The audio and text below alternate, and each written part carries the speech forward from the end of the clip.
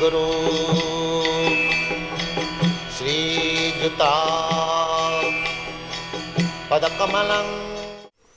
Hare Krishna.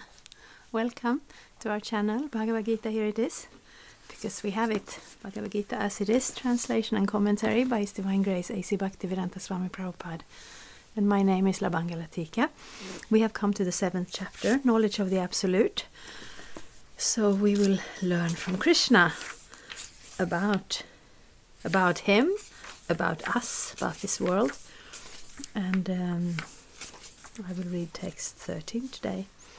Tribhir gunamayer bhavair ebhi sarvam idang jagat mohitang nabhidyanati mam ebhya param avyayam. Deluded by the three modes, goodness, passion and ignorance, the whole world does not know me, who am above the modes and inexhaustible. And this is Krishna speaking. I will read the purport also. The whole world is enchanted by the three modes of material nature.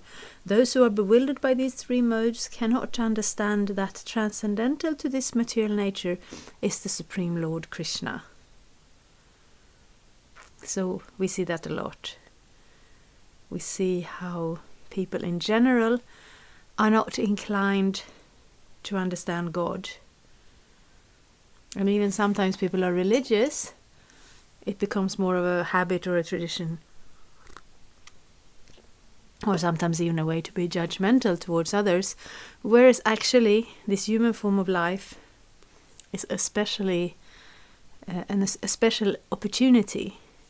It's a window out of the material world where we can actually realize the spiritual nature of us and everything, and especially God, because that's where it all starts, that's where it all comes from. But that is a choice, and we have a free choice. We do either we turn to God or we don't. That is a choice. But today's culture, I would say, is not very helpful in this regard, because it doesn't prioritize spiritual realization very high. So it's something we have to kind of go against the current. It's kind of an uphill struggle is probably more of the English expression here. It's something we have to kind of do on our own. Every living entity under the influence of material nature has a particular type of body and a particular type of psychological and biological activities accordingly. There are 4 classes of men functioning in the 3 material modes of nature. Those who are purely in the mode of goodness are called brahmanas. Those who are purely in the mode of passion are called kshatriyas. Those who are in the modes of both passion and ignorance are called vaishyas. Those who are completely in ignorance are called shudras. And those who are less than that are animals, or animal life.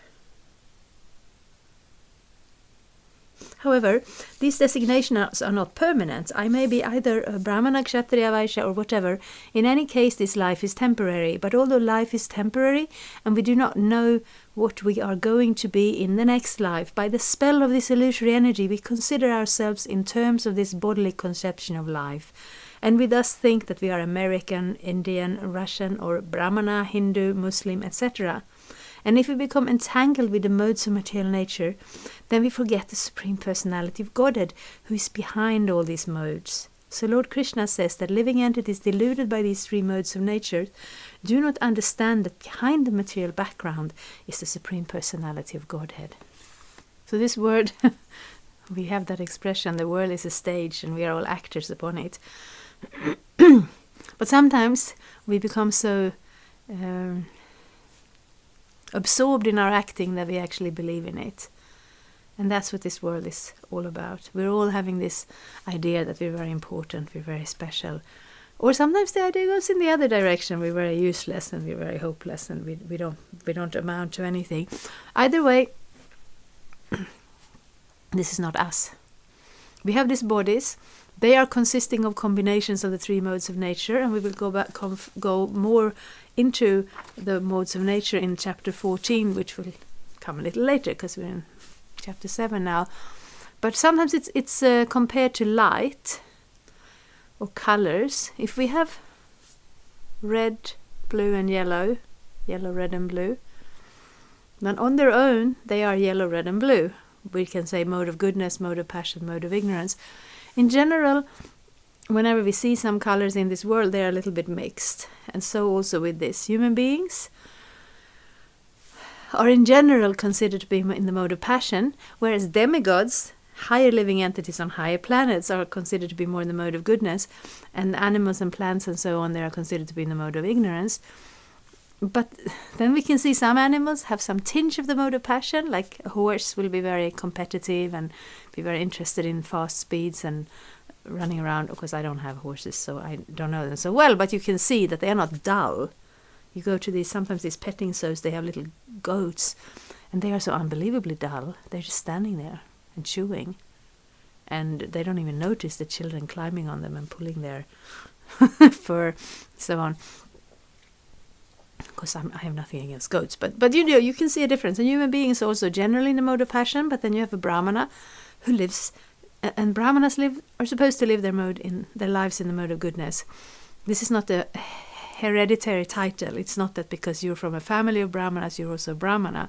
That is kind of prevalent in India, and that's not what Krishna is talking about. That is not according to the Bhagavad-gita.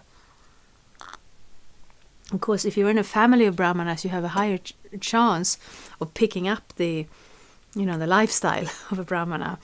But it's not that you can say we've been brahmanas all the way in our family, and therefore we have the rights to these privileges, and other people should just keep out. That happened in India, and that created so much disturbances, and we are still seeing the results of those disturbances. That's not what Prabhupada is speaking about here. A brahmana is somebody who lives according to Brahminical principles. And especially if you're born with a certain body and a certain mind and a certain psychological setup, that means being a brahmana is not a big struggle. It's what is most natural to you, but it also includes both what are your duties and what are some of your privileges. Your duties are to study the scriptures and teach the scriptures, worship the deity, and engage others in worshipping the deity. And I'm quite sure there's one more that I can't think of at the moment. And your privileges is you will be respected, and your hardships is you can't have much in the way of material facilities. You're supposed to be very simple, just live off of I know so many words, but they don't always appear when I plan to use them. I'm looking for the word when you give someone gifts, but it's not really a gift. It's more like your kindness.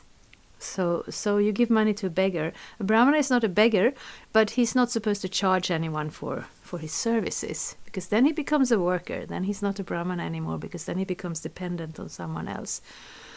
Charity is the word I'm looking for. Yes. So a brahmana is supposed to live like that, depend on God and depend on charity and give everything he has and live very peaceful and very pure life. A kshatriya, mode of passion, means he's very strong and very passionate, but he's using that to protect his people. So he's supposed to take care and protect and use his strength for good, take instructions from a brahmana and so on. Well, the point is, we are born with a natural inclination, and it's usually in one of these. I mean, I have a neighbor, and when I do something, I was once I made a blouse, I made a kurta, and I was wearing it. He said, "Oh, you made it yourself? Oh, you could sell them." And that would be kind of absurd because I'm not very good at it. It took me a whole day. Her first thought was something, and you can sell it. Because it's maybe a little bit of a Vaishya nature. A brahmana inclined to austerity, simple life, knowledge, religiosity. A kshatriya, powerful, controlling, but also protecting. Vaishya, creating wealth and actually supporting everybody else, giving charity to the brahmanas, giving taxes to the kshatriyas, employing the shudras. So the whole society lives off of the Vaishyas. This doesn't mean they are the most important. Like in today's society, money is the most important factor in all regards. And that's ridiculous. Because of course we need to eat. But if that's all we do, then that's not really life, is it? No, we need culture, we need religion, we need art, and we need to feel protected and all of that. So all these people are needed. We are all needed, because that's this world. There is a natural balance, because actually it all comes from Krishna. All these modes come from Krishna. But what we want to do is, we don't want to get too entangled in it. We want to be realistic, understand our nature, engage according to our nature, but ultimately we want to know, I'm not this body. I'm not a Shudra or a Brahmana. I'm not a man or a woman. I'm not Swedish or English or Indian or Russian. I'm just passing through. This body is Swedish, kind of, mostly Swedish. Another body will come in that culture, conditioned by that upbringing, and even having some qualities from before birth. You take birth. I have 2 children, and you read these books about children, and it's kind of like, nurture. It's very important how you condition the children so they will become good. And it is good. It is important to understand how we affect our children. But you have children, you have more than one child, and you see they are not blank slate. They have a personality from the start. Before birth, they have a personality. So that's how the spirit soul becomes conditioned by the activities in previous lives, taking a birth that is consistent of a specific balance of these modes, just like the colors yellow, red and blue. There's always a little bit of a mix. Generally you don't get pure colors. It's very rare. So you have some tinges of these ones, but one quality is maybe more predominant. But we're all very different, but we have qualities. We are persons. We are individuals. It's very important to understand that we are not these bodies, but it's also quite practical to work according to our nature, so that all of life isn't going to be an uphill struggle. But Lord Krishna says the living entity deluded by these 3 modes of natures do not understand that behind the material background is the Supreme Personality of Godhead. There are many different kinds of living entities, human beings, demigods, animals, etc. And each and every one of them is under the influence of material nature, and all of them have forgotten the transcendental personality of Godhead. Those who are in the mode of passion and ignorance, and even those who are in the mode of goodness, cannot go beyond the impersonal Brahman conception of the absolute truth. They are bewildered before the Supreme Lord in his personal features, which possesses all beauty, opulence, knowledge, strength, fame, and renunciation. When even those who are in goodness cannot understand, what hope is there for those in passion and ignorance? Krishna consciousness is transcendental to all these 3 modes of material nature, and those who are truly established in Krishna consciousness are actually liberated. Yes. So that's the conclusion we want to reach here. In this world, we're all different. We have different opportunities in life, opportunities coming from our own abilities. Like we see, some people are born, and basically when they can start to walk, they can also play violin and write pieces for orchestra.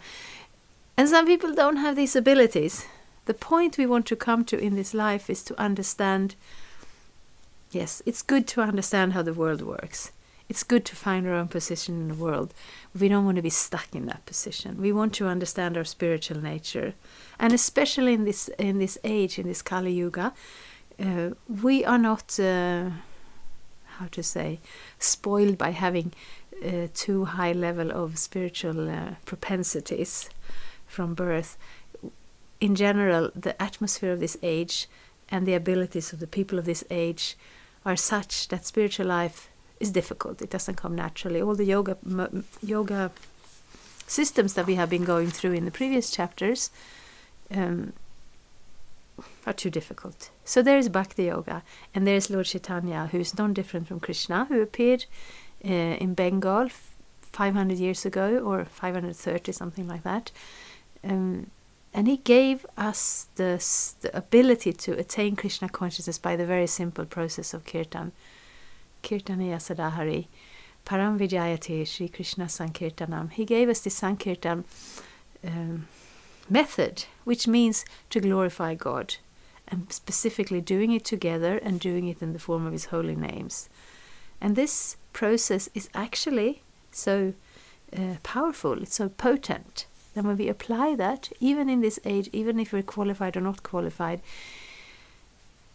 it awakens the soul. It awakens our spiritual consciousness. It makes us remember who we are and remember who Krishna is. Because Krishna is not a a distant relative that we haven't met before and someone has to bring him to our notice. No, he's our closest friend. He comes with us in our heart, life after life in this world, for to speak of the relationship we already have with him in the spiritual world, only we have chosen to forget it. So in order to wake that up, all the Dharma is good, all the yoga methods are good, but this direct method of Sankirtan is the special gift for us in this world. So we will hear here about knowledge of the Absolute, means of course also understanding what is not the Absolute, so we can make a distinction. And especially it means to get to know Krishna. But when we take to this process of Krishna consciousness, which means Shravanam Kirtanam, hearing about him and glorifying him. And hearing about him, mostly we hear about Krishna in the Bhagavatam, we hear from Krishna in the Bhagavad-gita, we hear Krishna's holy name. And we also hear how to apply this process in a practical way. So that's what we want to aim for in this life. We want all this knowledge, but we don't want to be stuck in this world. Thank you so much. Hare Krishna. Below the video, there is lots of room to ask questions. I would love to have some questions to come back to. There is also the text box where I have put a lot of links by now. There are links for buying a Bhagavad-gita, there are links for finding a Krishna temple, and I've also made playlists for all the previous chapters, so it's easy to go back and revisit or see them for the first time. Also, we put up new videos every Tuesday and Friday. Please come back. Thank you so much. Hare Krishna. Thank you for watching. We aim for updates every Tuesday and Friday. Please come back. If you have any questions or comments, please leave them down there. We also have some links and information for you. And there is, of course, the subscribe button. Thank you. Hare Krishna. I'm a Hare Krishna, and I approve this message. Subscribe. Hare Krishna, Krishna Krishna, Hare Hare, Hare Rama, Rama Rama.